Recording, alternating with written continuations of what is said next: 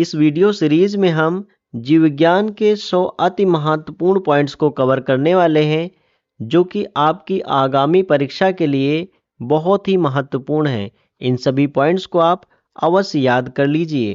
पहला पॉइंट है ट्यूबरकुलोसिस, जिसे टीबी रोग कहा जाता है। माइक्रोबैक्टीरियम ट्यूबरकुलोसिस नामक जीवाणु द्वारा होता है। यह एक प्रकार की संक्रामक बीमारी है।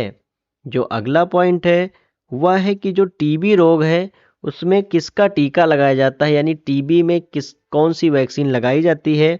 तो टीबी रोग के लिए बीसीजी का टीका लगाया जाता है। बीसीजी का फुल फॉर्म है bacillus Calmette Guerin. Bacillus Calmette Guerin, bacillus जो है वो जीवाणु का नाम है, कैलेमेट और ग्यूरिन इस जो टीके को बनाने वाले वैज्ञानिकों का नाम है। आइए जान लेते हैं कि इसकी खोज कैसे हुई। तो बैसिलस कैलेमेट ग्यूरिन यानी बीसीजी वैक्सीन 1921 में फ्रांसीसी जीवाणु विज्ञानी अल्बर्ट कैलेमेट और कैमिली ग्यूरिन द्वारा विकसित किया गया था। इस वैक्सीन को कौन कौन बनाए थे? तो कैलेमेट और ग्यूरिन ने बनाया था, इसीलिए इसका नाम है बीसीजी। ठीक है। जो अगला पॉइंट है वह है पीयूष ग्रंथि शरीर की सबसे छोटी अंतःस्रावी ग्रंथि है। इसे मास्टर ग्रंथि के नाम से जाना जाता है। पीयूष ग्रंथि शरीर की सबसे छोटी अंतःस्रावी ग्रंथि है। इसे मास्टर ग्रंथि के नाम से जाना जाता है। जो अगला पॉइंट है वह है हिपैरिन। हिपैरिन नामक संयुक्त पॉलीसैकेराइड रुधिर वाहिनियों में बहते हुए रुधिर को जमने से रोकता है। यानी जो हिपैरिन है वह रुधिर का थक्का जमने से रोकता है। यह जो रुधिर वाहिनियों में जब रुधिर बहता है तो उसे जमने से रोकता है। अर्थात क्वेश्चन आ सकता है कि रुधिर को जमने से कौन रोकता है? तो हिपैरिन रोकता है। अगला पॉइंट है प्लीहा, जिसे तिल्ली या स्प्लीन कहते हैं। तो प्लीहा को आरबीसी का कब्रिस्तान कहा जाता है। अर्थात जो आरबीसी लाल रुधिराणु होते हैं वो यहाँ जाकर के समाप्त होते हैं, यानी जो मृत आरबीसी होते हैं यही प्लीहा यानी स्प्लीन में समाप्त होते हैं। इसीलिए इसे क्या कहते हैं? आरबीसी का कब्रिस्तान कहा जाता है। अगला पॉइंट है इंसुलिन नामक हार्मोन रुधिर में शर्करा के स्तर को कम करने का कार्य करता है। इंसुलिन नामक हार्मोन रुधिर में शर्करा यानी ग्लूकोज के लेवल को कम करने का काम करता है, और ग्लूकोज के लेवल को बढ़ाने का काम ग्लूकागॉन नामक हार्मोन करता है। आइए अगला पॉइंट देखते हैं। पीनियल ग्रंथि मानव शरीर की चपटी सी छोटी ग्रंथि है जो कि मस्तिष्क में पाई जाती है। इसे तीसरा नेत्र भी कहते हैं। तो ऐसा क्वेश्चन आ सकता है कि मानव में तीसरा नेत्र किसे कहते हैं? तो पीनियल ग्रंथि को कहते हैं। अब जान लेते हैं कि पीनियल ग्रंथि से क्या स्रावित होता है। तो पीनियल ग्रंथि का मुख्य कार्य है मेलाटोनिन नामक पदार्थ का स्रावण करना। मेलाटोनिन नामक पदार्थ का स्रावण करना यह एक ऐसा हार्मोन है जो नींद को नियंत्रित करता है। यह एक ऐसा हार्मोन है जो कि सोने और जागने को नियंत्रित करता है। इसकी मात्रा यदि अधिक स्रावित हुई या कम स्रावित हुई तो इसका फर्क किस पे होगा? सोने और जागने पर होगा। जो यह है जो पीनियल ग्रंथि है यह जब मानव 10 वर्ष का हो जाता है इसके बाद से यह धीरे धीरे नष्ट होना प्रारंभ हो जाती है। तो यह भी आप जान लीजिए। अगला पॉइंट है एड्रीनलिन को आपातकालीन हार्मोन कहा जाता है। इसे भय हार्मोन भी कहा जाता है। यह किडनी के ऊपर पाई जाने वाली अधिवृक्क यानी एड्रिनल ग्लैंड्स द्वारा स्रावित होता है। किसके द्वारा स्रावित होता है? एड्रिनल ग्लैंड्स द्वारा स्रावित होता है। अगला पॉइंट है यकृत, जिसे लीवर कहते हैं। मानव शरीर की सबसे बड़ी ग्रंथि है। यूरिया का निर्माण यकृत में होता है, यह भी अलग से पॉइंट है, बहुत ही इंपॉर्टेंट।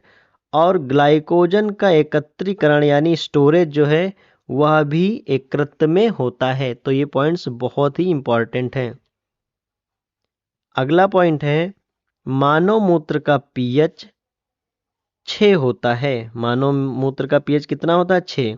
7 उदासीन होता है और 7 के नीचे अम्लीय और 7 के ऊपर क्षारीय होता है। तो मानव मूत्र का जो पीएच है वह 6 होता है और इसका हल्का पीला रंग इसमें उपस्थित यूरोक्रोम के कारण होता है।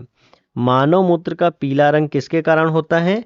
तो इसमें उपस्थित यूरोक्रोम के कारण होता है। अगला पॉइंट है मानव मस्तिष्क का वजन 1200 से 1400 ग्राम लगभग होता है, अर्थात औसतन 1300 ग्राम का होता है। मानव मस्तिष्क के 3 प्रमुख भाग होते हैं। पहला भाग है अग्र मस्तिष्क, अगला भाग है मध्य मस्तिष्क और इसके बाद तीसरा भाग है पश्च मस्तिष्क।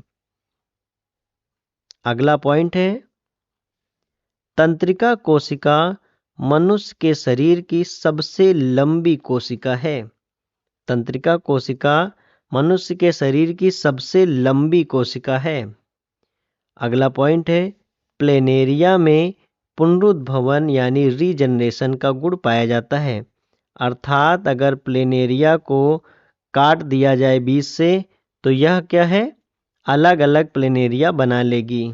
जितने अंग काटा जाएगा उतने ही अलग अलग प्लेनेरिया बना लेगी। अगला पॉइंट है मलेरिया रोग सबसे प्रचलित संक्रामक रोगों में से एक है। यह संक्रमित मादा एनाफ्लीज मच्छर के काटने से फैलता है। किस मच्छर के काटने से? तो मादा एनाफ्लीज मच्छर के काटने से फैलता है।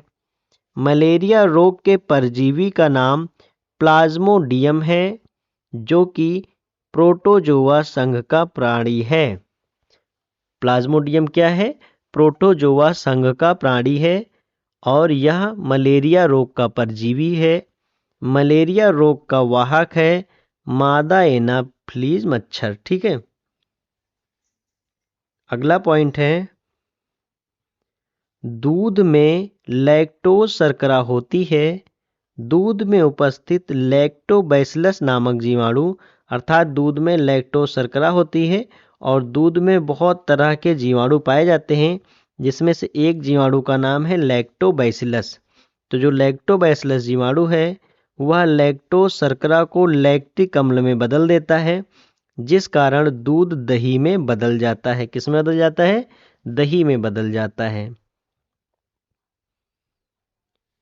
अगला पॉइंट है प्रथम प्राकृतिक प्रतिजैविक औषधि यानी एंटीबायोटिक औषधि पेनिसिलिन की खोज 1928 में एलेक्जेंडर फ्लेमिंग ने पेनिसिलियम नामक कवक से की थी। पेनिसिलियम नोटेटम नामक कवक से एलेक्जेंडर फ्लेमिंग ने पेनिसिलिन नामक प्रथम प्रतिजैविक औषधि यानी एंटीबायोटिक की खोज की थी। अगला पॉइंट है स्वस्थ मानव में लगभग 5 से 6 लीटर रुधिर होता है जिसका पीएच मान 7.4 होता है। यह एक तरल संयोजी ऊतक है। अगला पॉइंट है मानव रक्त का रंग लाल हीमोग्लोबिन के कारण होता है। हीमोग्लोबिन में ग्लोबिन प्रोटीन है और हीम क्या है? आयरन है।